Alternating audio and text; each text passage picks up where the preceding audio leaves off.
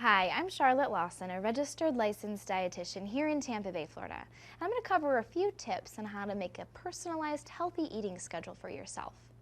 First, you're going to need a food diary or a pen and piece of paper to keep track of what you eat. Second, we're going to incorporate healthy foods into your diet.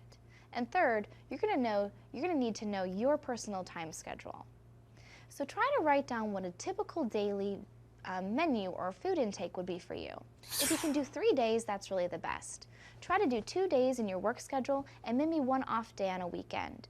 This will give you an idea of the types of foods you're eating. Make sure to record the time you're eating these foods as well, because when going back to that personalized schedule, you can see where maybe you're eating more foods at certain time and less foods at other, or maybe where to incorporate a snack. Secondly, looking at your healthy foods. You want to try to aim for 6 small meals a day. And 6 small meals of healthy foods will help to rev up your metabolism and ultimately help you get in a little piece of all the food groups.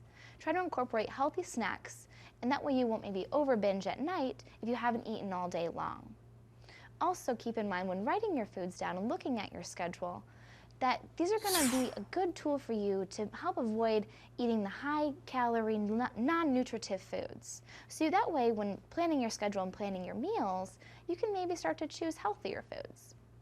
So keep a diary, know your schedule, try to aim for 6 small meals a day, but also interject for your personal time as well.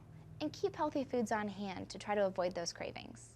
Those are just a couple tips on how to set yourself up for a healthy eating schedule. I'm Charlotte, and eat happy.